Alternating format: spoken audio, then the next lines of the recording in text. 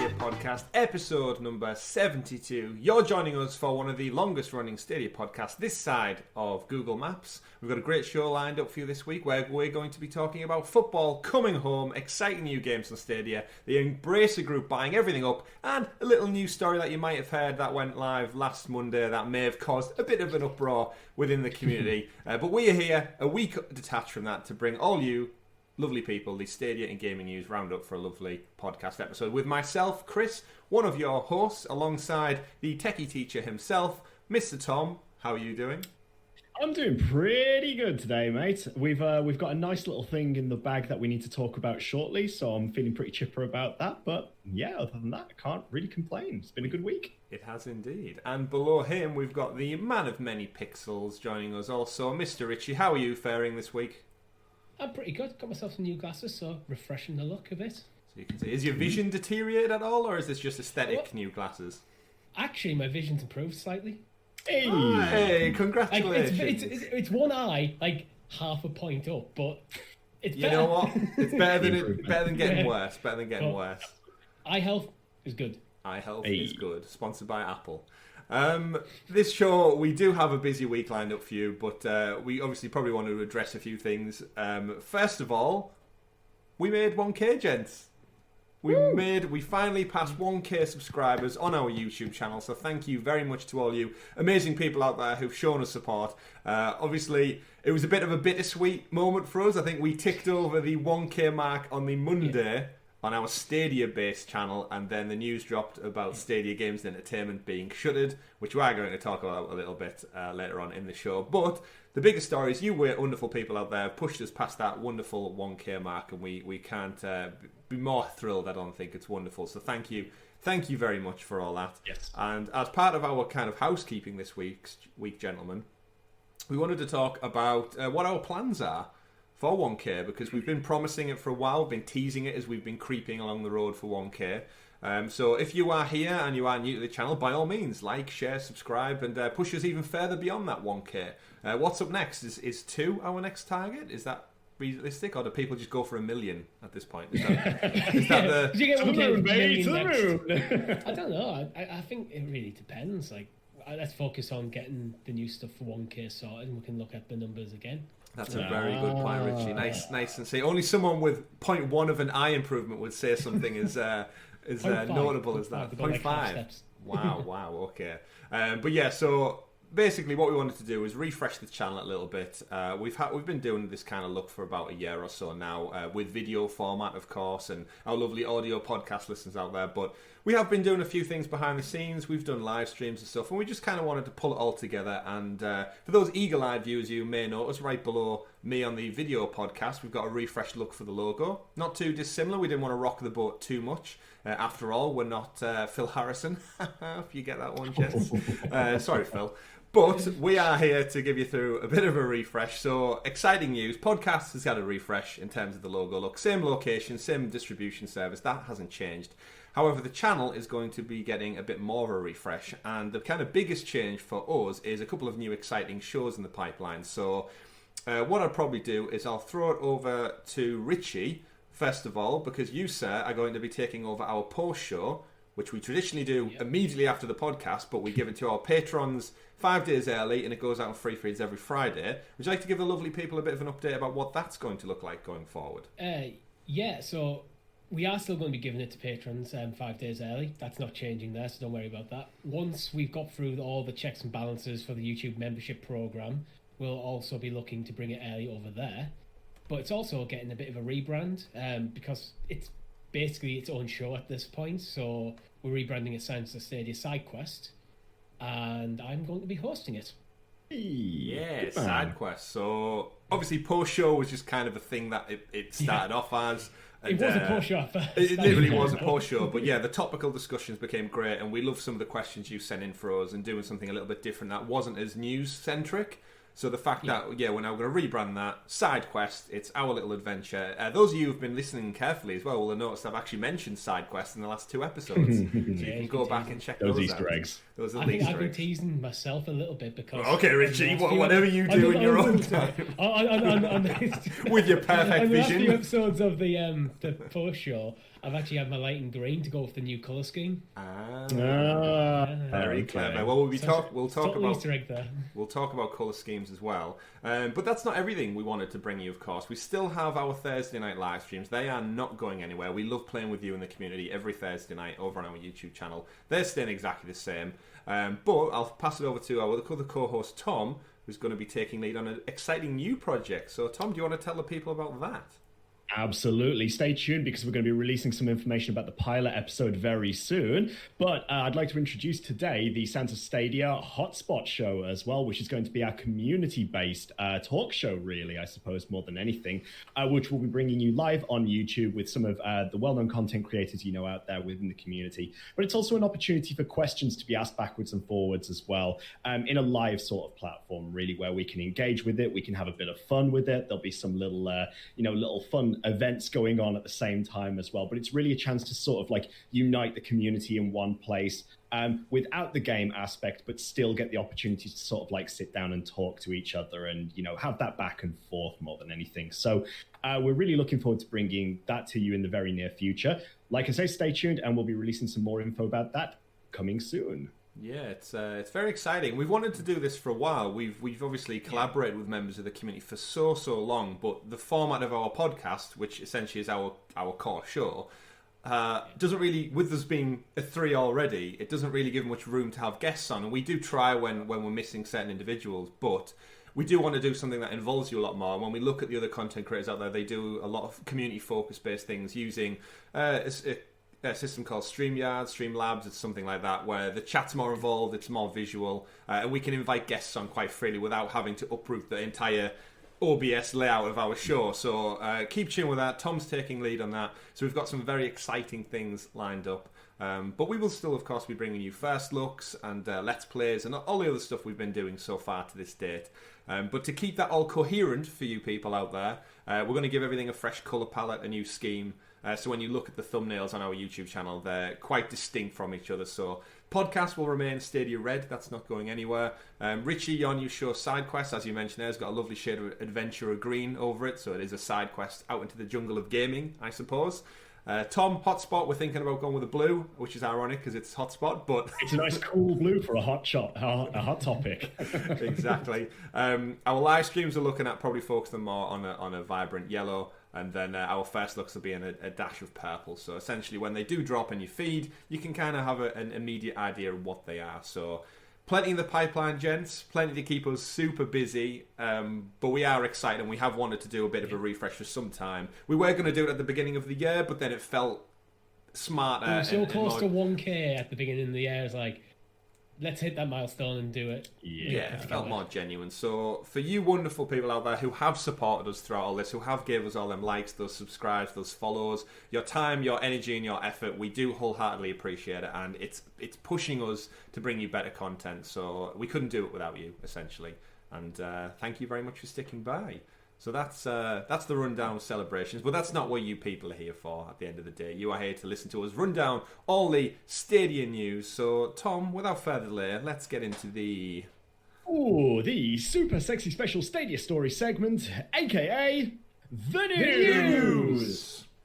The news sponsored by our new Patreon this week, because I forgot to mention it before you did the news. So, because of course we're absolute professionals now.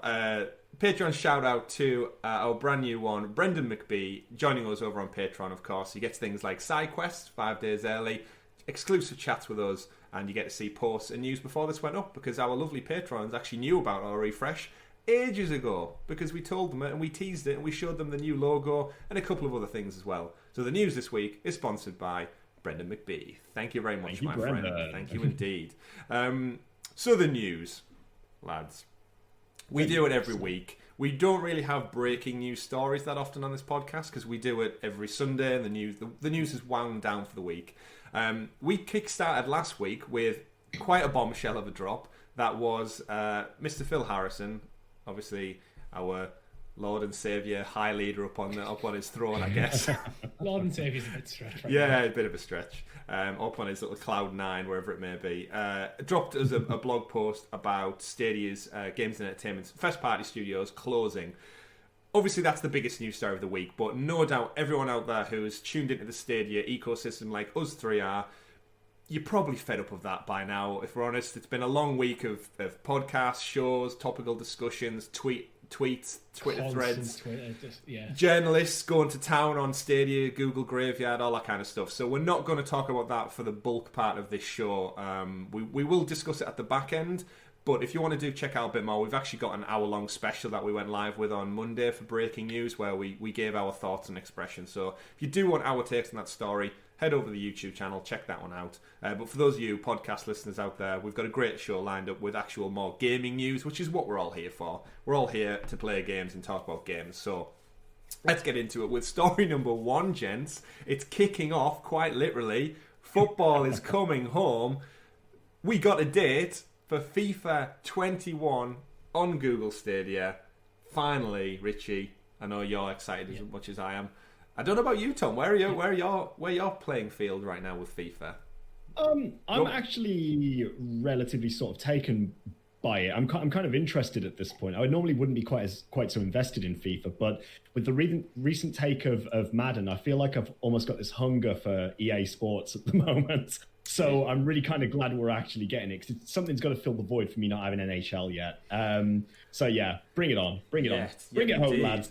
So it was announced as part of the it was like a EA press release announcement as part of not necessarily focused on Stadia, but it was to do with FIFA in general and like the earnings reports and to do with brokership deals between the Champions League, copyright images and all that kind of stuff that coincides with football. And in the midst of it, they announced that they want to expand EA Sports with a new 5-year sponsorship with the Champions League, and expand it to PC on free-to-play, FIFA Online, which is one of the titles that's very big in China at the moment. That's being rolled out and potentially reach 80 million players in more than 15 new countries. And then additionally, the franchise will launch on Stadia this March 17th. St. Patrick's Day? March 17th? St. Patty's Day. Is it? I think it might be, you know. So for our Irish friends out there, give or take, is it 17th or 18th? None of us are Irish, so apologies. St. Patrick's Day is the 17th of March. Hey! So there you go. Wow. So crack open your Guinness, get your lucky clovers out, I guess, and enjoy some FIFA, because it's coming to Stadia. With the caveat, I guess, gents, that I've done the maths, I've crunched the numbers, because of course I give you a weekly update on this at the moment. Stadia is expecting FIFA. As of today, it's 21 days behind the platform. Come launch day, it will have been out on other platforms for 159 days, which is 5 months and 8 days late. So, Richie, you've been quite vocal about this being price point is key, and also, I guess, how far into the season, because for those who watch English football and European football, the seasons tend to wrap up in May. So getting the game in middle of March is essentially my question, I guess, is what precedence does this set for FIFA 22, which usually drops in September time? What do we think? This isn't a precedence thing. I hope this is the first FIFA game they've tried to bring to the platform, and unfortunately this is just how long it's took.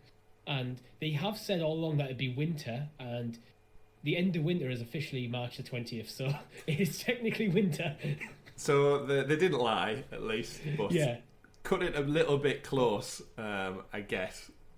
Well, I've said it before, so I'm not going to drone on, because they're so close to the end of the season and they're so long after the game's official launch, and it's an annualized franchise. Mm-hmm. I think this price point is absolutely critical to whether I'm going to pick this up or not.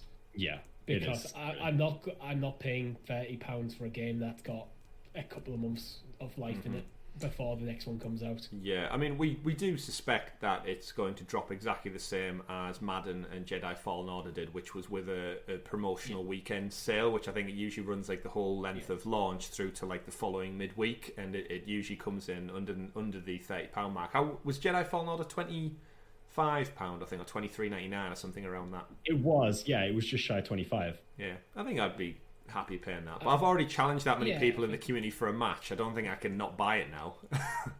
see, for me, I've been quite consistent. I think for me, if it's under 25, I'll be considering it, but it'd be very much looking at what's my bank balance looking like in March and stuff like that. Whether I make a decision to commit. Certainly, but if it drops with a free to play weekend and it's like sub 20 on sale, then I probably will pick it up because then. But again, it's just waiting for that price. Yeah, the 25 price point to me seems just right. I mean, that's what they released the Superstar edition of Madden at. Granted, it was on discount as well, and Jedi Fallen Order. So I wonder whether this is going to be EA's plan moving forwards with these titles. Whether it's going to be something like, hit it at that mark and see how it does and take it from there. Maybe we're being a bit too critical with EA, because before I've said, like, with it coming late to the platform, I hope they don't relaunch it like full price and when no one buys it because everyone who is interested in the game has probably picked up elsewhere.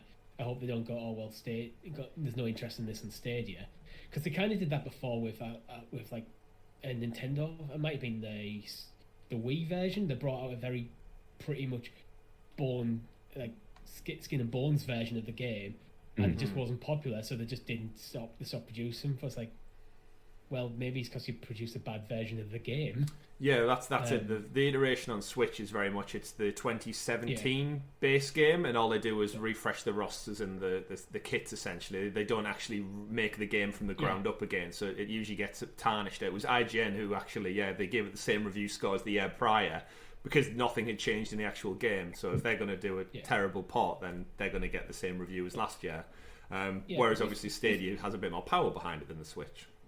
Yeah, but with Madden coming out on the free-to-play weekend and then also on sale during that free-to-play weekend, I think it's a quite nice way of actually releasing the games. Going, acknowledge it. We know this game's late to this platform. Yeah. And this is almost like our way of... I don't want to use the word apologise, because I don't think they necessarily need to apologise for bringing it late. I don't think... It's not something I think EA need to apologise for, because they brought it to the platform, and this is... clearly how long they took. I'm sure they would love to have it there at launch.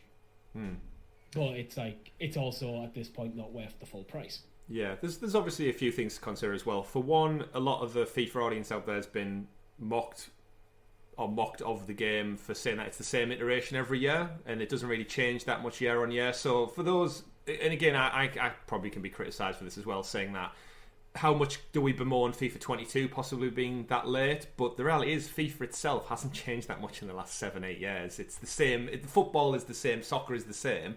Yeah. There's only so much you can do with less than 12 months turnover of a game. And we know EA try and crank these out as on a yearly... Well, they do on an annual basis. So the actual game in itself, I haven't bought it for my PlayStation for the last 2 years, I don't think, because it doesn't do enough year on year for me to merit it. So actually getting FIFA 21 on Stadia...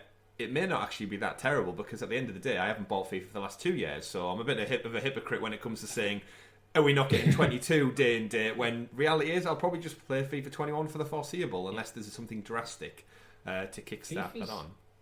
FIFA's one of them where year on year I don't think you see any update, but if you went back to maybe 4 seasons ago compared to this season, you'd probably see quite significant change in how the game feels and how it plays. But the one thing I've always been critical of is, because everyone knows career mode's the best mode. It's the best mode. I love career mode, yeah. But EA seem to focus more on things like Ultimate Team, and career mode feels like it's almost slowly decaying. Like features being removed, not being reinvested in, or like novel features, like the contract talk stuff. Yeah. And I think it might have been 18 and 19 they brought in, where actually after the first round of contract discussions, is actually just more tedious. It's just playing an animation. It just took you longer to get through it. Yeah. But I suppose in light of not boring our non-soccer football fans out there who are listening along, we'll wrap up this story. We'll call full time, I guess, for this particular story of the week. But I think one thing to bear in mind before we do move on is that the soccer season doesn't kick off in the States until March. So their MLS season, again, I'm not sure about the rest of the world, but maybe South America are exactly the same. They haven't really kick-started yet. So it's weird that it possibly... EA could have took this up as an opportunity to make a FIFA cloud version, which would, similar to FIFA Online that's in China, it's just like an ever-present platform as opposed to a yearly iteration. Yeah. But that's just something I think EA and the investors need to figure out behind the scenes. Is it worth it? I'm sure they've had the discussions about FIFA's too much of a cash cow. Yeah, because we know Pro Evolution Soccer have gone that way of a yearly iteration. You just buy the DLC essentially for the new season. But we'll give that story a red card and we'll move on to the next one because second story of the week, believe it or not, gentlemen, the Embracer Group have been writing more checks and they've done a big one. They've done a big one this week. The Embracer Group, obviously, who was a parent company of THQ Nordic, who've SpongeBob, and they've basically been buying up all these other studios left, right, and centre. We've kind of jokingly said they'll end up acquiring everyone if they're not careful. They may have picked up a studio you probably have heard of this week, Gearbox. Yeah, that one came out of left field. Just a little bit. So yeah, Borderlands developers Gearbox have been the latest studio to be acquired by the Embracer Group under that big, massive umbrella corporation. They've got THQ Nordic, they've got Koch Media, I don't know how you say it, Koch Media, Saber Interactive, of course, and Gearbox are probably most popular for their Borderlands franchise series. So that's crazy. £363 million in a deal based on tags and stuff. They have clarified that 2K will still be publishing the Borderlands titles going forward, so they're traditionally the people who would publish them. But yeah, 550 Gearbox staff are now coming under the Embracer umbrella. And I guess, Tom, I'll throw it over to you. You're the biggest Borderlands fan amongst us. What does this mean for Borderlands, the Embracer Group, and where did they get this money? It means that Randy Pitchford walks away with a massive check in his pocket. He's not actually walking away though. He's staying at the studio. He just gets a massive check in his pocket. I suppose he gets his. I suppose he gets share options then in Embracer as well, which is always nice. Assume so. I would assume there would be a share deal, like he's a lump sum and a share deal, and you keep your job. Yeah. Now, typically within like the video game media, if you're not wanting to know about Randy Pitchford, CEO of Gearbox, he is traditionally quite controversial in his views and opinions on things. You just have to check out his Twitter account to actually see things like that. But what does it mean for Borderlands in general? I don't think it means much for the franchise whatsoever. I just think it's Embracer's way of, again, sort of getting their hands on a bit of extra money from that franchise. Borderlands is still, a tried and true loved franchise. Obviously, the third one did incredibly well. Again, despite the reviews of it not being as good, and the general fan appreciation of it is a little bit down compared to 2. We've been quite vocal about that, Richie and I. But I still see there being a future for Borderlands. I see there being a future for spin-offs and so on. So I'm just hoping that nothing really changes too much with it, but if anything does change, we hope it's for the positive. Who knows? Who really knows at this point? So my take on this is I'm starting to get a little bit worried about it, almost like a couple of super publishers almost forming, and less different publishers like on the market, because we've seen even things like Bethesda now a part of Microsoft. I know 2K is still going to be publishing Borderlands for the time for the time being, but you can imagine there's an expiry on that eventually, because THQ Nordic will want to eventually self-publish. And you've got things like Tencent trying to pick up everything and anyone who's willing. Yeah, it's a buyer's market. It's going to be sometimes a bit worrying for competition, and but I think it's almost inevitable with the ballooning price of game development as well, that independent publishers, if you want to aim at AAA, it must be very difficult to actually get there. Yeah, I mean this kind of, before we get to it later on, but the Stadia Games Entertainment story, like the cost, like their reason for shuttering those studios was in fact that the rising cost and game development and time and dedication required as a business model, as a startup, just clearly isn't feasible, even for a company as large and as cash rich as Google. So yeah, it's very much a buyer's market out there, and you're totally right, Richie, in saying like is it I suppose as people who play games, it's not worrying for us. It's just the risk of exclusives and it not coming to certain platforms and the conversations that have. I think it could have a risk to players, because you get it's consolidation of power into less individuals, and they're going to be some of these people might be less risk averse, or might stifle creativity. That's purely speculation. But the thing is, at the moment, one flop of a game can tank a medium-sized studio.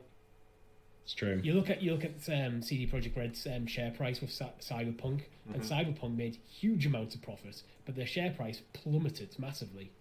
That's very true. So yeah, there's lots of chips on the table when it comes to this kind of thing. Obviously, I guess for Gearbox, it might give them a bit more financial security going forward. If, like you were saying, Tom, Borderlands 3 wasn't as well received.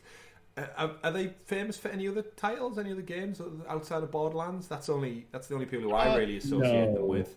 No, Gearbox is very traditionally Borderlands. Brothers in Arms. Yeah.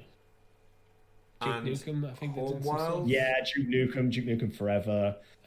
They did try with Battleborn, but I think that flopped. Oh yeah. That's not even mentioned, I don't think, in the articles.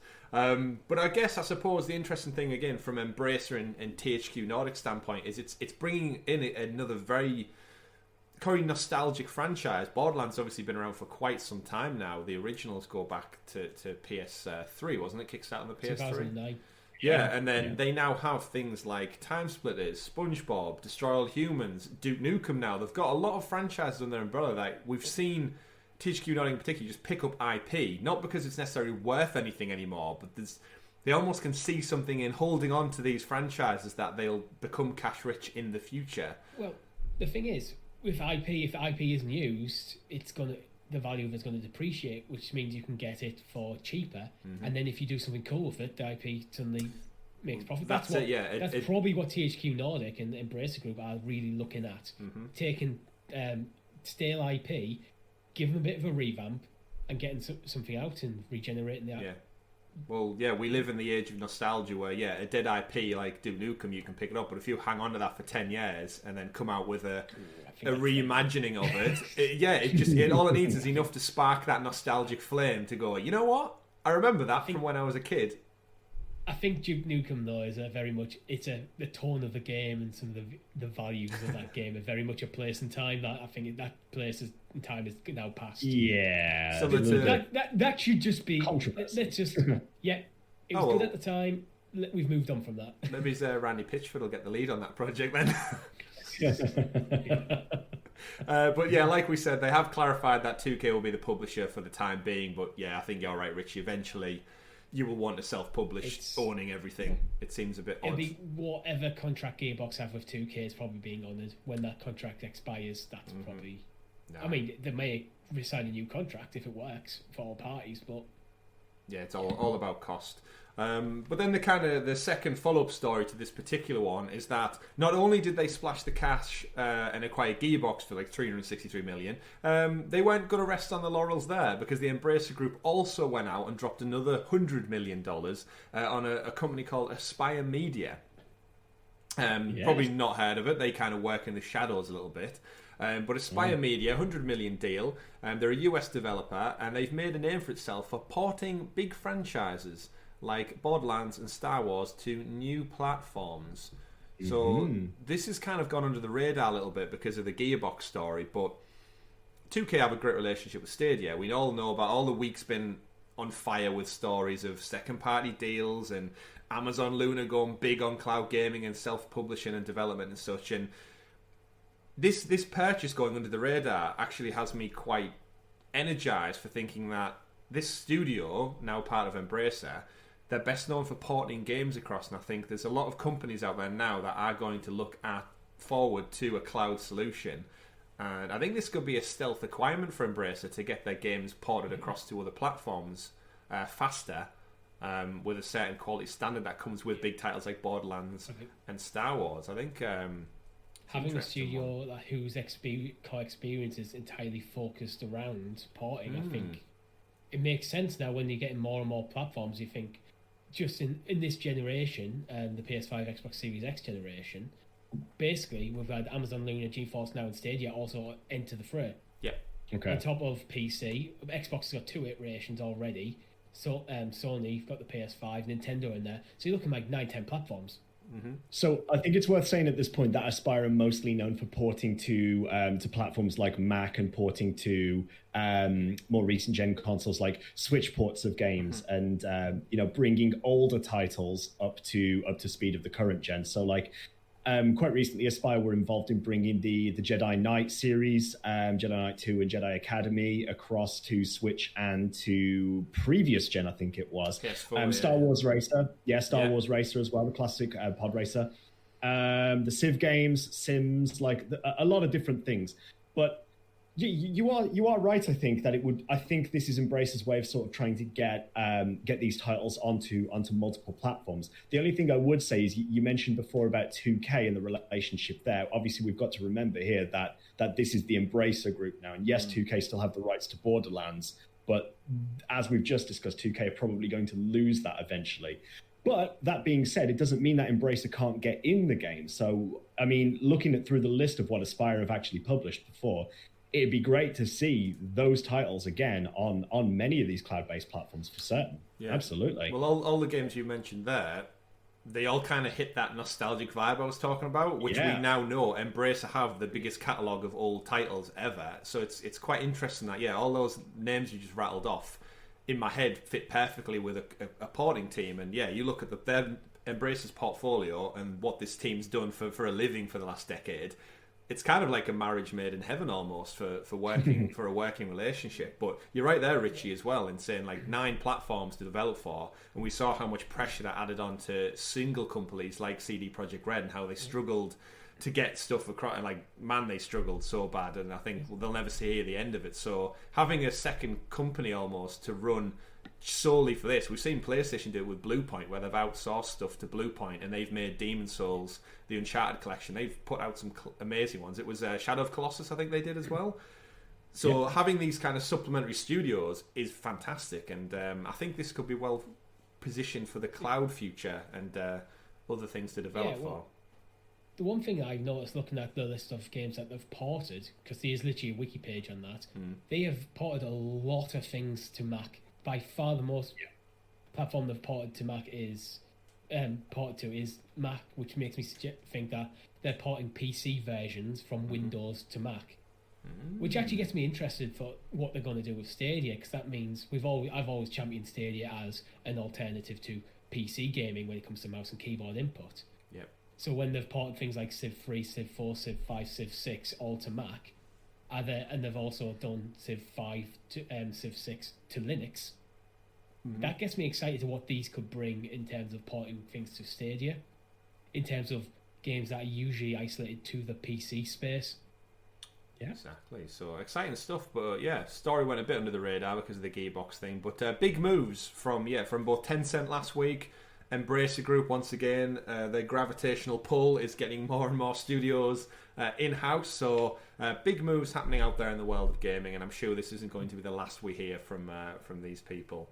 We're going to have a look into who owns these at some point, other than just them just buying people up left, right, and centre. The money must be coming from somewhere, right? They can't tell me SpongeBob and Destroy All Humans filled the coffers that much to go out and buy Gearbox. THQ Nordic it was weird because like THQ went under and it rose as a Phoenix company and just immediately started buying everything. And for a couple of years before they'd even published anything, and they just kept buying things. Yeah, that's what happened. Maybe it's all part of Project Hailstorm, gentlemen, because that is our next story of the week. We had our friends over at 9 to 5 Google did a great breakdown of the latest Android APK file, which dropped onto app stores. For those who aren't aware of APK files, essentially you can have a look at the coding and you can find certain keywords and stuff and strip it apart and basically see how the app functions. And through that, the eagle-eyed people out there can pick out certain terms and phrases. And that has seen the return of Project Hailstorm. Specifically, one quote, which I'll give for you gentlemen out there, found in the files, it says, and I quote, "Let Project Hailstorm by Stadia take your gaming experience to the next level." What on earth could that mean? I'm interested in the fact that it says Project Hailstorm by Stadia. It's that by Stadia part, and whether that's just because it's if that is just part of the project name, or whether that's part of the I'm going to call it a patent. It's not going to be a patent of some sort, but who knows what it is. I have no idea. I'm starting to think it's less likely to be something like a hardware peripheral, which we previously speculated it could be, because I don't know how much a hardware peripheral would be you'd claim that it'd be taking your game to the next level. Yeah. I think maybe is this more like platform-wide ray tracing or something along them sort of lines? It's an interesting one because you've got to look at obviously like the way it's written and what it could mean. So if you took out the word Project Hailstorm and inserted like a bit of hardware, so say it was like a Razer Kishi equivalent, let the Razer Kishi by Stadia take your game experience to the next level. That would work in terms of like a sentence in for a me. marketing sense, but this isn't in a marketing sense. It's in app exactly. So what does it mean? So then I'm starting to think more software. Is this maybe a refresh of Stadia Pro? Where it's less Stadia Pro Plus. Stadia 2.0. Stadia 2.0. Yeah, but when it says take your Gen game 2 Stadia that experience everyone keeps asking for to the next level, obviously Stadia from the beginning have said that the Pro allows you to go to 4K resolution, 60 frames per second. It's the kind of it's the epitome of your gaming experience on Stadia. It's the best it can possibly be. So I'd be curious if to know Project Hailstorm is like a rebranding of Pro, where it's like, oh, check out Project Hailstorm, take your game experience to the next level with 4K, 60 frames per second, games included. We're getting rid of the Pro title kind of deal. It's potential to name at something like 6 or 8K, but I think that's... Well, that's pushing it right now, I think. I mean, it's hardware exists to do it, and Google definitely have the funds to be able to pull it off. But do many people have the TVs to do it, to utilize that? I just don't. I think that would be kind of money wasted at this point. And if it was going the other way of just like increasing the power of the hardware so they're absolutely nailing 4K 60 on everything, then also that doesn't feel like that would be Project Hailstorm. I think that would just be a incremental upgrade. So I really don't know. That's why I'm leaning towards something like ray tracing or some sort of new technology rather than just improving the current stuff. So there is a little bit more to it, where there's two distinct mentions within the APK file. That's commands for create Hailstorm request and enable Project Hailstorm. It almost seems like an option to it's an option to switch on there. Or off, a toggle, like a toggle. Almost like HD. This is why I'm thinking ray tracing, cross-platform ray tracing. Okay. Because that would then work similar to how HDR works on Stadia, where you've got a toggle switch. When you toggle it, it'll send a request to the server, and it'll enable it. Okay. The difference is with HDR is very much compliant on the monitor or the screen that you're viewing on as well. Like not every. Never use it. No, that's true. So like with HDR, it's down to the specific device. Whereas ray tracing wouldn't be, because that's rendered on the gaming end. It would be the visuals you actually see. So I see less of that. Sorry to sort of sink that ship a little bit. But your ideas are shit, Richie. I'm just sort of thinking that there would be no reason for ray tracing to be something that you could choose to toggle off like HDR, because it doesn't matter what hardware, like physical screen you're using, what display you're using, ray tracing should still be able to be rendered. So whether it is ray tracing that comes as part of Pro, but then I don't know if that's a good idea, because I think you want to be sort of selling this hardware, you want to be selling this service, and you want to be trying to say, even at an entry level, you want to be getting people coming in and saying, look, guess what? You don't need to buy a GeForce RTX branded graphics card, because we've got ray tracing on our free model for gaming. You just have to buy the games, and you know what? You've got it. Yeah, I mean, I'd love them to do that, but HDR is behind. We're going back on the HDR game again. I know. I'm just using that as an example of graphical technology. But I could see if they were going to do like full ray tracing across the board, I could see it behind the Pro thing. 4K and 5.1 surround sound like HDR. I don't want to encourage people to get Pro. So yeah, I'm definitely inclined to agree with that. I'm just I'm not 100% sold on whether that should be, again, now, like going back to it, whether that should be sold as a Project Hailstorm. I mean, granted, the project names could mean anything. It doesn't have to directly link into sort of like the capability of it. I mean, God, look, we had the controller was Project Yeti. I mean, it doesn't look anything like a Yeti to me. So the white one does. Like winter and icy themes for it. Yeah, it's obviously it's leaned towards something so much so that they feel they need to cover up what it is within the coding, whereas a lot of stuff does slip through the net. So part of this story also focuses on things like voice chat being broken down into voice chat game and voice chat party. So it looks like we are potentially going to be able to have a conversation, gentlemen, without the need to be in an actual game through the controller. There's also a couple of things for Android TV updates, mouse and keyboard support. There's a promotion apparently for July. They found coding that says, sorry, this code can only be redeemed during the month of July. So that's £10 off games. Yeah, it could just be rearing its head again.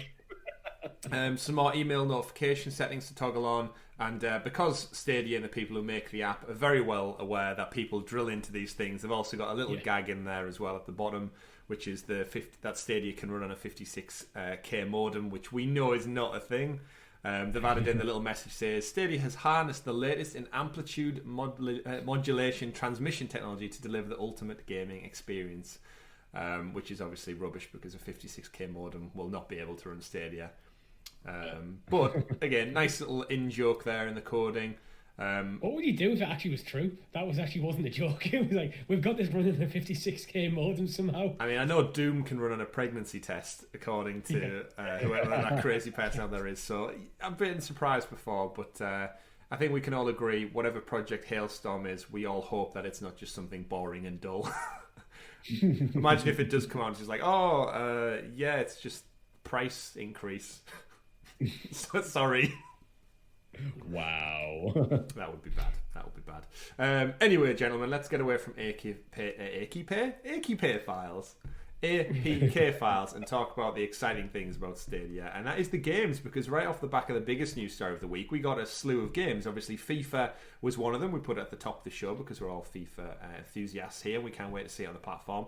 However, one game that kind of caught everyone by surprise is the Yakuza game spin-off from Sega, Judgement, or Judgement Remastered, has been announced for PlayStation 5, Xbox Series X, so the two next-gen or current-gen consoles now, and Stadia.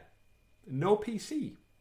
So yeah, that was a shock. This, for me, is the first example of a game that is putting Stadia in the next-gen, current-gen bracket with those big powerhouses, and it's kind of a PC exclusive, I guess, in a way, to Stadia.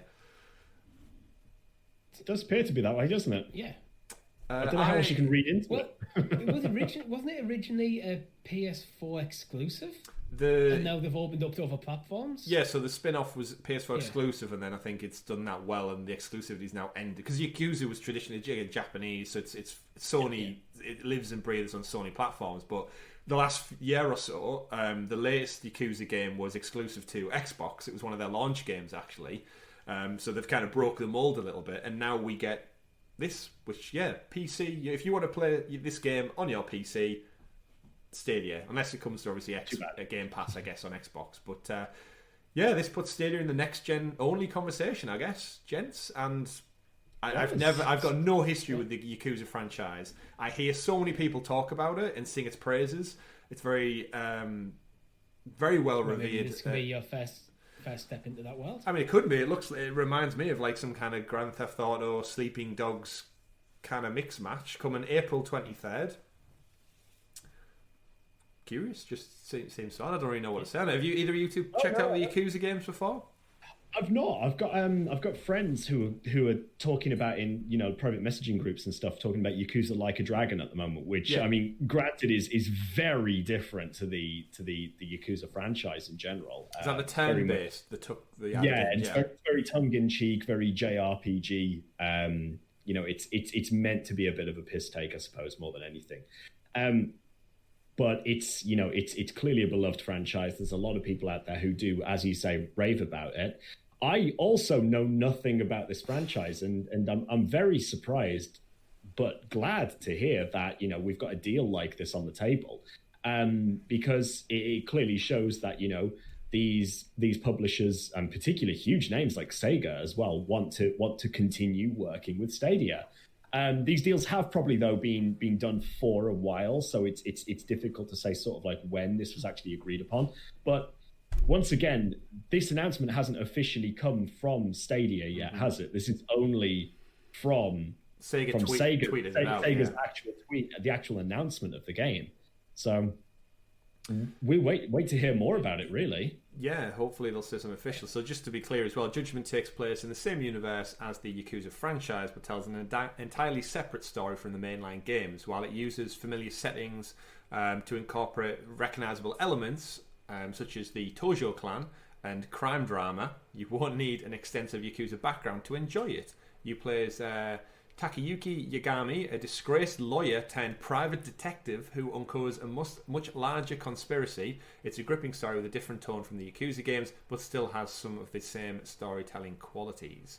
So it sounds like a good kind of entry point then for someone, because like you, Tom, somehow Yakuza 5 made it to PlayStation, and I'd never heard of these games prior to like the last 2 years, I feel. And as someone who's gamed all my life, I can't, like, how was it not released in the West or something potentially earlier on? And I think it's always been here. I think we just, I don't know. It's one of them franchises. I've always heard of it, but I've never really heard anyone talk about it. I've always knew it existed, but I've never really paid much attention to it. Yeah, because they've got Like a Dragon, Tom. They've got all of 1 through 5, I think. There's Yakuza 0, which I think is another like prequel version of the game. And yeah, I know the latest one got a bit of shit for changing the gameplay to more turn-based strategy, which annoyed the entire fan base, but it's still been well received. And now we've got this Judgement remaster coming to Stadia. So, but I think the biggest telling point for us again is that, ironically, off the back of Stadia closing the studios, we got FIFA announced, and then we've got this announced, and a bunch of other games we're going to get onto, which just shows you that you don't need your first-party studios necessarily to keep the games coming, and Stadia is still alive and well. But yeah, check that one out. April 23rd, it'll be dropping, and hopefully well received as well. I'll throw this one over to you then, Tom. Another game has been rated for Stadia, which caught us off midweek, and this is one I had heard of. Is it just Terraria? Is that how it's pronounced? Terraria? Terraria. Yes. Now, I messaged you straight away about this one and said it reminds me of Stardew Valley, which I have played, to which you then explained what it is. So do you want to give the folks out there a little rundown of how popular this game is? Oh yeah, it is incredibly popular, particularly amongst the younger age bracket of children at the moment. And it has been for quite a while. It's what I would call a two-dimensional Minecraft in a nutshell. That is essentially what it is. You are spawned into a generated world, a rather large world, depending on your settings when you create it. And you essentially have to, dig, construct, build your way to completing the game. Really, it's sort of like a survival world.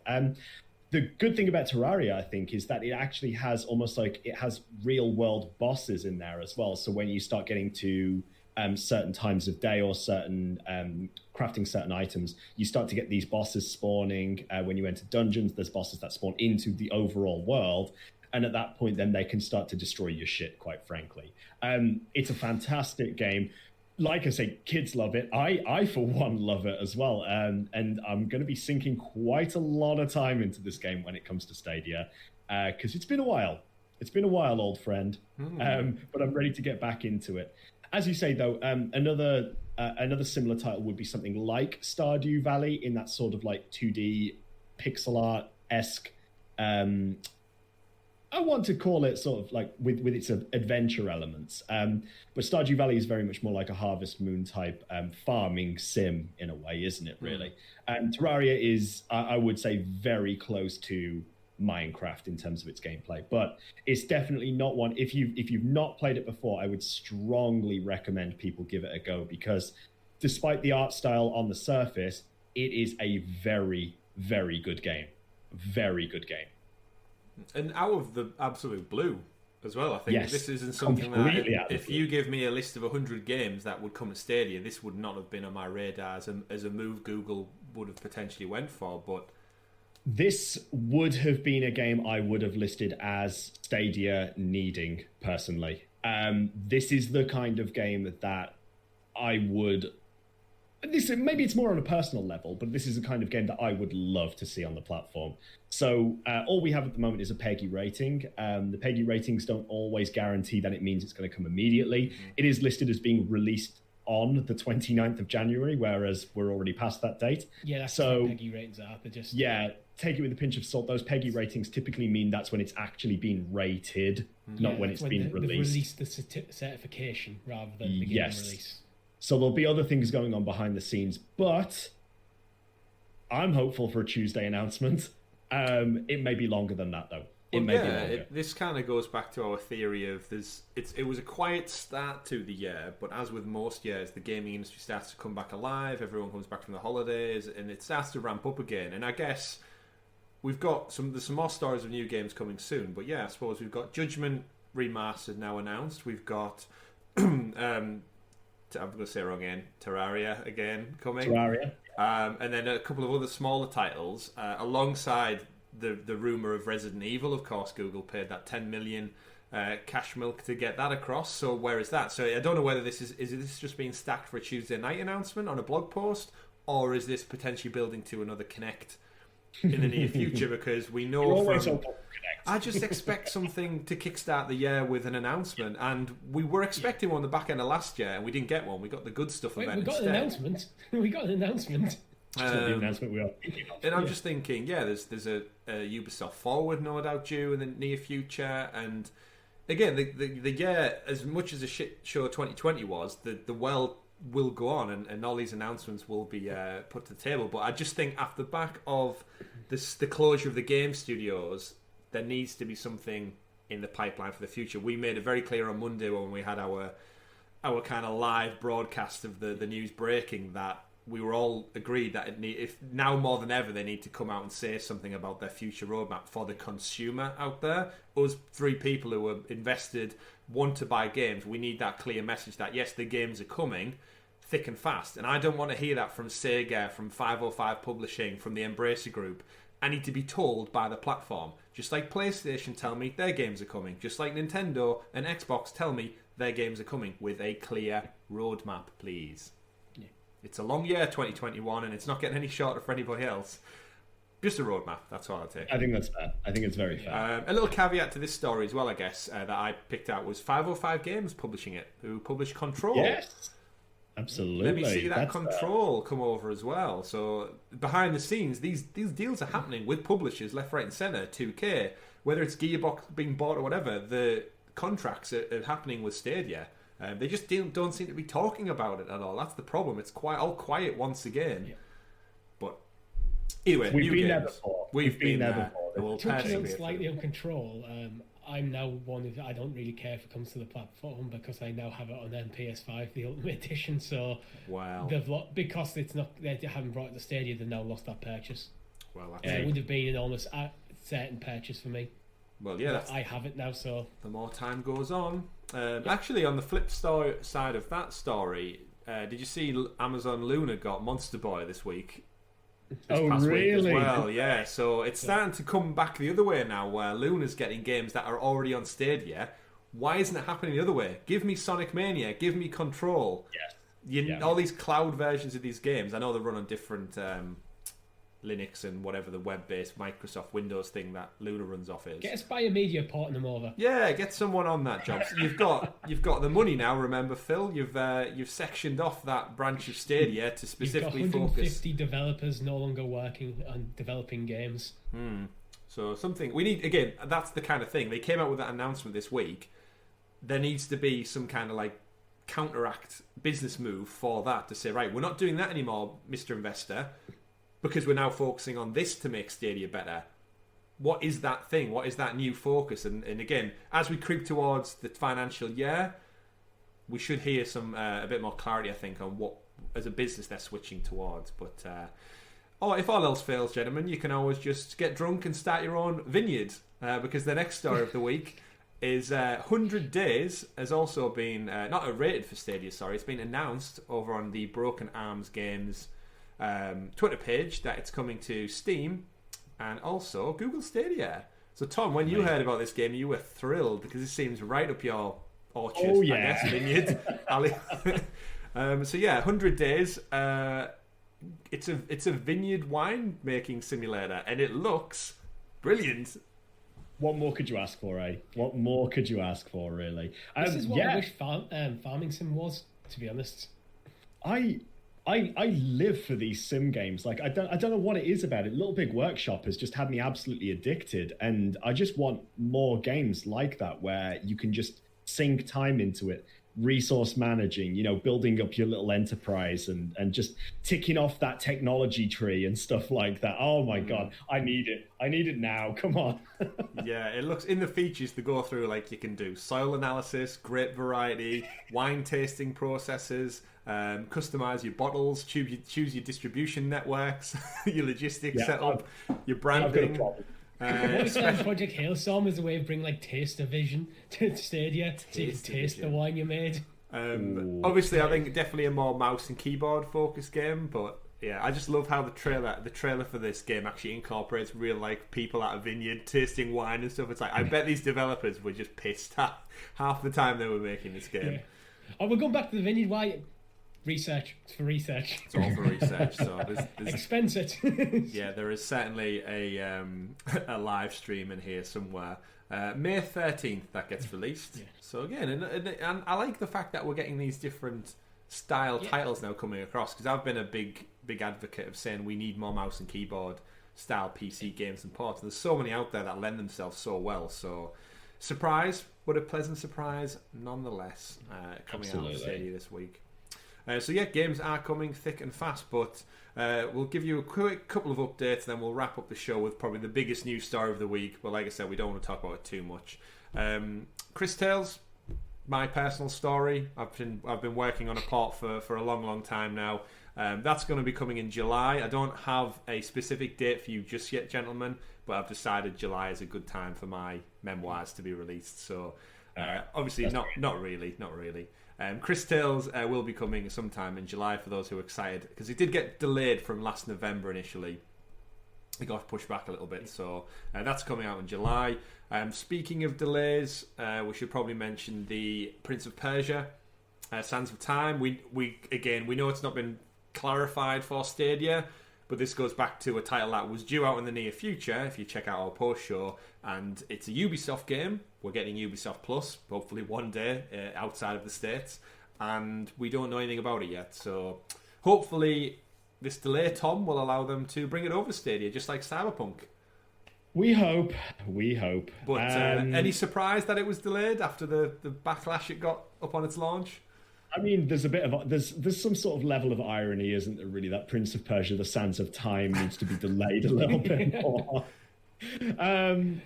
Yeah, I mean, we know what the general gaming community's sort of response was to that initial thing. We've joked about it before as well, talking about PS3 graphics and so on. If they need more time, they need more time. We're going to go through that same mantra once again that we've said again and again and again. Good game, etc., etc. But yeah, like I say, no real surprise, I suppose, at the end of the day. I think a lot of things that are slated for this year that have only recently been announced will suffer from that same thing. I think 2021 may end up being dry for new games, unless they've been announced for quite some time. Yeah, is what I think. The thing is, what we have to realise is, because of 2020 being the year of COVID, the dumpster fire of a year. Yeah. We haven't really felt the knock-on effects of that in the gaming industry yet, because most of the games that came out in 2020 would have been in late-stage development. Yeah, that's true. So the stuff that's in early and medium stages of development, they'll be hammered massively. So yes. I am expecting this to be quite a quiet year for brand new for new games in general, just because last year studios were learning to adapt. The pandemic is still ongoing. Yeah, especially the big titles. Obviously, they have the financial clout to suddenly allow people to remote work from home, but the smaller studios who don't have the money to suddenly give everyone at home an expensive top-end computer and such. And we've heard stories where Stadia's actually been brilliant for people working from home on development, because it's allowed them to tweak the game in the cloud and make changes on the fly. But yeah, you're totally right, Richie. The impact, probably, it's going to be a long tail end of delays, until people can ramp back up. The effects of 2020, I think we're going to be still feeling the game industry well into 2022, maybe 2023. So that's something to keep our eyes. But yeah, you're right, Tom. Ironically, the Sands of Time has suffered a delay off the back of it, so hopefully it gives them enough space now to polish it and really make it probably the remaster it deserves to be, because it's such a classic game. Other titles that get a bit of update. The Crayta team announced this past week that crowdplay is coming now as part of Stadia. That's dropping in February. Actually, I say in February. That's obviously this month, 10th. So actually, by the time you're probably listening to this, it's either due out the day after tomorrow, maybe tomorrow, some point this week. Might be yesterday if you listen to it on Friday. I'd expect this on Tuesday's blog, to be honest. Yeah, that's a good shout, Richie. I think so. It was confirmed. So obviously, crowdplay allows people to jump into a specific instance of your game. Crayta's, I guess, ideal for that. You drop the link into your chat. Someone gives you the link, and you can just join them straight away into their gaming instance, which is good. We haven't really played much more of Crayta, I don't think. I've been that distracted with AAA games the entirety of last year and beyond. You haven't even mentioned it, but I've finished Valhalla. Hey! Finally. Congratulations. So, I've completely got everything. I caught all them damn fish. For anyone out there, did all that. Did the whole final mop up, got all the legendary, killed all the horrible zealot people. And my final clock-in time was 126 hours. Oof. So, wow. yeah. I see. I broke over 100 hours, and I didn't clean up everything. So you play at a much faster rate than me. To be fair, I did a lot of mop-up earlier. Yeah, either way. Great game, loved it. Looking forward to the DLC. The only disappointing thing with the whole Ubisoft model of mopping things up is that now I'm fully empowered and I've got all the secret weapons. I won't spoil it for anyone there, but there's certain weapons that kind of, in that age, they're hanging around Great Britain, I suppose, that you can wield. And now I've got them. I've got no game to enjoy them with because I've finished everything. So it was kind of like the last roaring moment of success and nothing. So I'm looking forward to the DLC when that does drop, which knowing Ubisoft, we usually get it at the turn of the next year. So again, I'm expecting a Ubisoft forward with a new date for Riders Republic, a new date for Far Cry 6, some updates on that. Yeah. Ubisoft Plus rollout potentially, and then all the DLC for Immortals, Watch Dogs, and Assassin's Creed. So got stuff ready to go, definitely. Final news story of the week, gentlemen. I guess we should probably focus on it. We should probably talk about it a little bit. Elephant in the room kind of story. Stadia Games and Entertainment was shuttered this past week. So for those who haven't been checking out Stadia news, who haven't been looking at any of the other content creators, there was a big outcry as all of a sudden, Tom, 150 game developers unfortunately lost their jobs and were silenced. Are you comparing this to the likes of Alderaan being destroyed? No, but I realised as I started talking, I started going into that pop culture reference, and then I went too deep into it to backtrack. Yeah. So, I guess we covered it enough on Monday's kind of breaking news episode on the channel. If you want to go and get our deeper thoughts on that, go check it out. But we couldn't do the news without addressing this. Yeah. Obviously, we are now 6 days detached from the story. The temperatures, as usually, bubbled down a little bit more. We've had a bit more time to think about it and how it's impacted Stadia and the wider thing. I think me, personally, obviously, I acknowledge anyone who's lost a bit of confidence in the platform. It's totally understandable when they come out and pull a big project like this. Any business who shutters any large-scale projects, especially one that's such a fledgling young startup like Stadia essentially still is right now, it will come with some disappointment. And again, I am disappointed in this. I wanted to see what exclusive games they were going to make. Several days detached from that, I've still been playing Stadia. I've still enjoyed Stadia. I found out that FIFA's now finally got a date, and new games that are coming, like the Yakuza remastered game, Judgement, is coming. And I'm starting to kind of just feel now that nothing's really changed. Yes, we're not getting exclusives in a year or two, but I also don't feel as hard hit as I probably was on Monday when the news dropped. Yeah. And I'll still play Stadia. So, I don't know. I'm in the same space as you, to be honest, where I am disappointed because it feels like one of the things about Stadia that I was looking forward to, that being the first-party studios utilising the technology in unique ways, that's now off the table. But that doesn't mean second and third party studios won't be doing that instead. And that Stadia will be basically taking the talent that they've acquired and making them into almost like a support team to help other developers get their games onto the platform and utilise the technology. I think it's ultimately, for me, it ultimately comes down to a financial decision. Cost of games development is ballooning. The pandemic hasn't helped. and they've probably realised the better. It's not necessarily them going bleeding money in it. They're probably thought, well, it's a smarter business decision. It's better for the platform now to utilise our resources in a different way. Yeah, and that's all I hope. Absolutely. Upon having a bit of time to reflect on the news, I actually woke up the next day thinking, do you know what? This is a great thing for Stadia. While I do see those, those points there, I do think having that cash flow now to really invest in the games that, let's be quite frank, the games that the people on the platform have been crying for since day one, they're more likely to happen now as a result of this, in my opinion, because we've now got this extra cash flow that can be injected into Activision to try to gain, the Call of Duty titles and so on. And everywhere you go, whether it's Twitter, whether it's Reddit, Facebook, wherever you go, even the blog posts, you've got people saying, great, but where's Call of Duty and so on. Maybe now this is the time that we are going to see that. Yes, it is slightly disappointing that we won't get to see the full integration of the next generation of gaming through the cloud, for example, and having seen all that stuff with Stadia research and development showing off the capability of what could be achieved, that makes it a little bit bittersweet. But the reality is, I think that at the moment, the way the platform currently is, what it needs is the AAA titles. And it does not mean that in the future that Stadia Games and Entertainment may not make a comeback. It means currently, yes, that is not the direction that Stadia and that Google, quite frankly, want the platform to go in. But it doesn't mean it's written off forever. There is still the potential for it in future. I think that was the biggest thing. Like, the knee-jerk reaction was, no games are coming, and again, journalists and Twitter and the internet ran away with it. Like, Stadia's dead. The problem with putting out a press conference, and this harks back to it, the naming convention, Stadia Games and Entertainment. If you put that in a headline, Stadia Games and Entertainment closes down, how many people will see the headline and presume that is Stadia in its entirety? That is a bad naming convention that's came back to bite them in the ass. Instead of calling it, like, I don't know, Cloud Studios 51.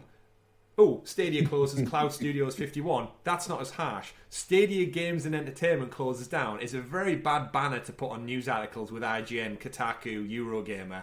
Because then those who aren't in the ecosystem and aren't aware of it like we are, they're just casual gamers. They'll go, I knew it. Google Graveyard. I think there it is. The thing is, with Stadia, is in quite a unique situation where it fumbled its launch. So the pretty much gaming press were immediately negative on it.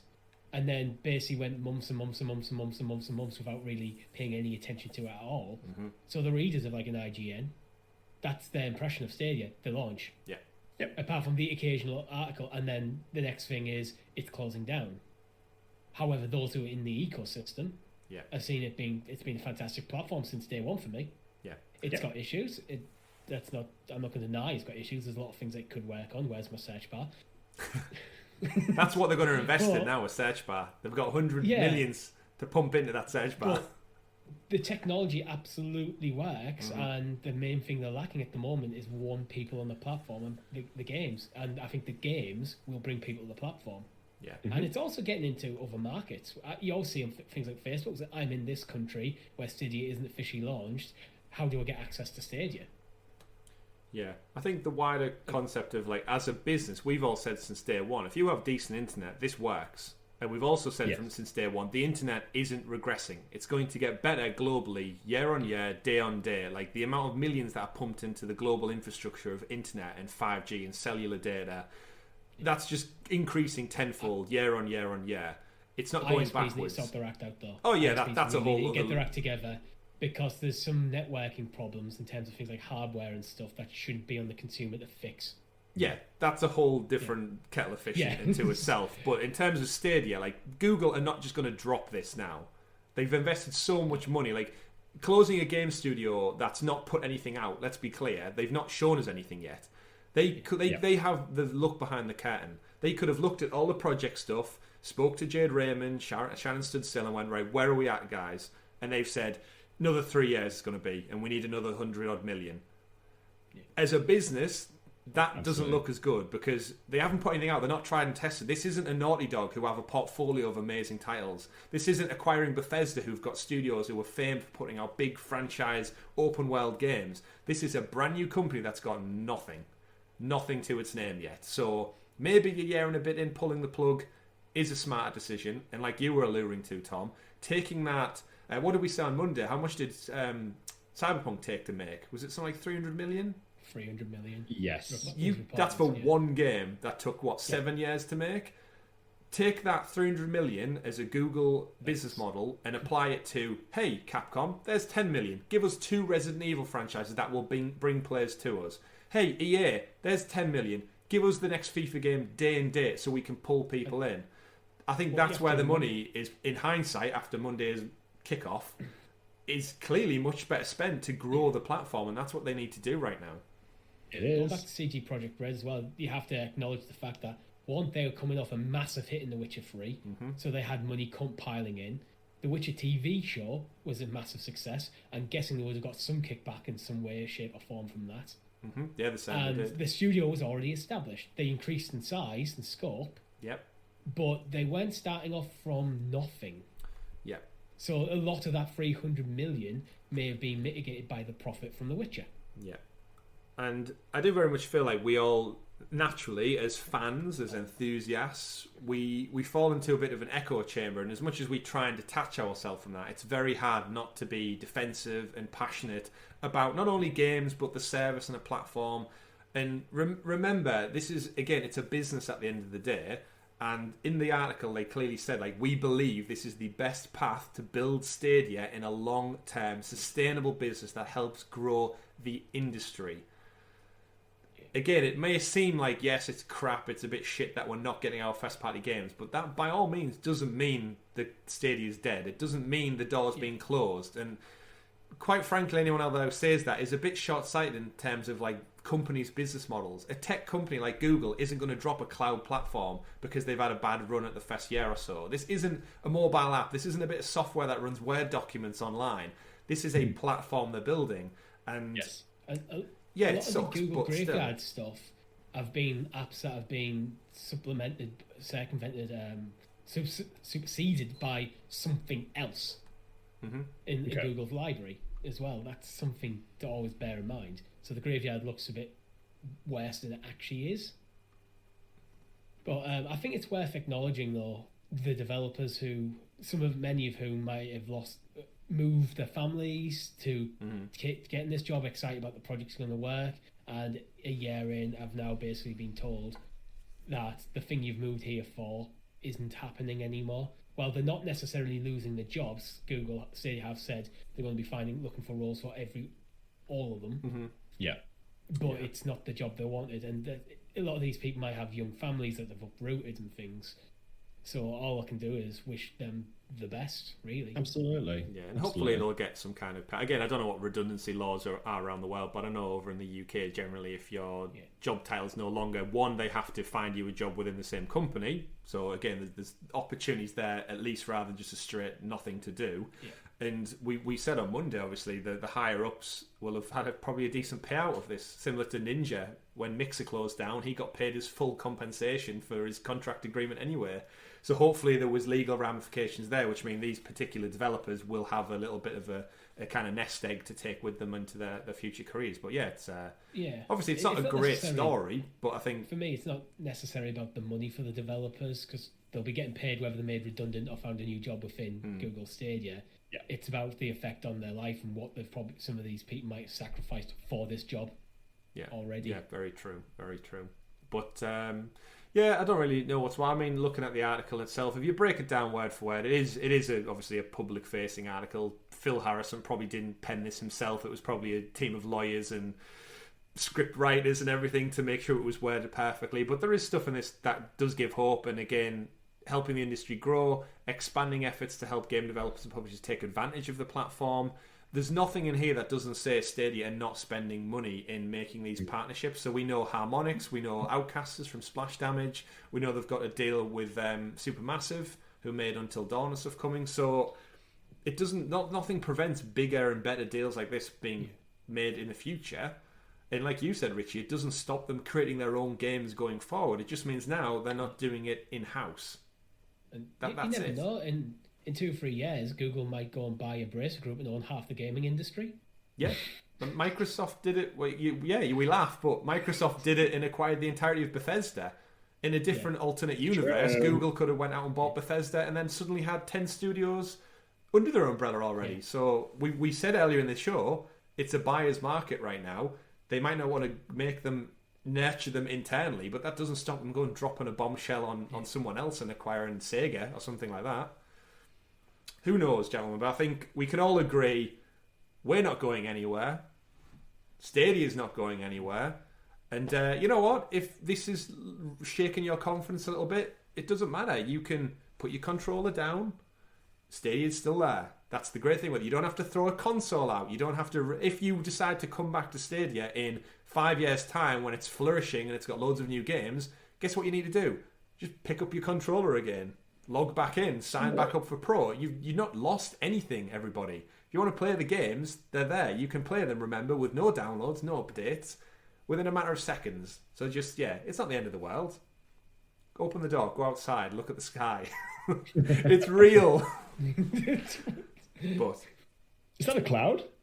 Yeah, possibly. But it was raining earlier, I think we just want to wrap the episode up saying, if you look back at our Monday discussion, obviously we probably were a bit more heightened. The news had just dropped like half an hour prior to us going live. I woke up from a nap to that news, and then we pretty much let's go on stream talk. I was like, all right, let's let's do it. You were asleep. That was like literally in the moment, 20 minutes before we went live, I was asleep. Yeah. So I suppose we'll wrap up the news this week with the end of the article from the blog post. Our goal remains focused on creating the best possible platform for gamers and technology for our partners, bringing these experiences to life for people everywhere. That does not read, we're closing everything down, the lights are being switched off, we're cancelling everything. It certainly does not. So, yes, we need a roadmap still. Yes, we need to know what games are coming in the future.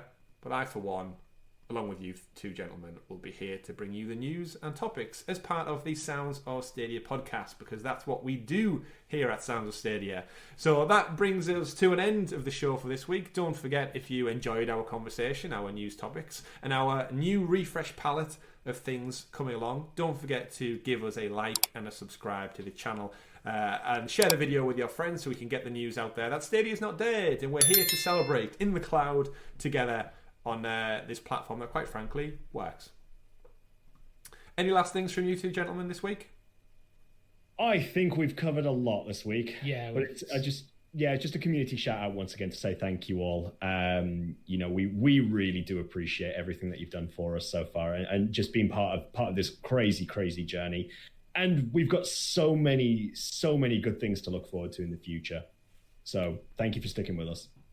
And Richie, we're about to go record your first ever, your inaugural show of Sounds of Stadia SideQuest. You've actually segued me in now, because I was thinking what I'd like to do is I hope everyone enjoys the new lineup of shows, and reach out to us with any questions you have for the shows, or your feedback and how you think we're doing, anything we could improve on. And thank you very much for sticking with us to 1K. Indeed. Yeah. So don't forget, things still are going ahead. Our live streams still happen every Thursday night. We had an absolute blast, by the way. We've not even mentioned it yet, playing Lara Croft and the Temple of Osiris this past Thursday. That was absolutely great fun. We had a wonderful time solving puzzles, wearing skimpy outfits as our gods, as we were, getting stuck, getting set on fire, fighting giant crocodile monsters, all of the things that balancing on ropes. Balancing on ropes was good. So our Thursday night live streams are continuing. We've got our new community show that's starting soon with its pilot episode going live in the imminent future. Stadia Hotspot. The post show is refreshed to SideQuest. The podcast will always still be here as well, and we'll still have our first looks and everything else. But thank you very much for this week. My name's been Chris. I've been Tom. And I've been Richie. This has been Sounds of Stadia, everyone. Have a great week and live on, just like Stadia does. Take care.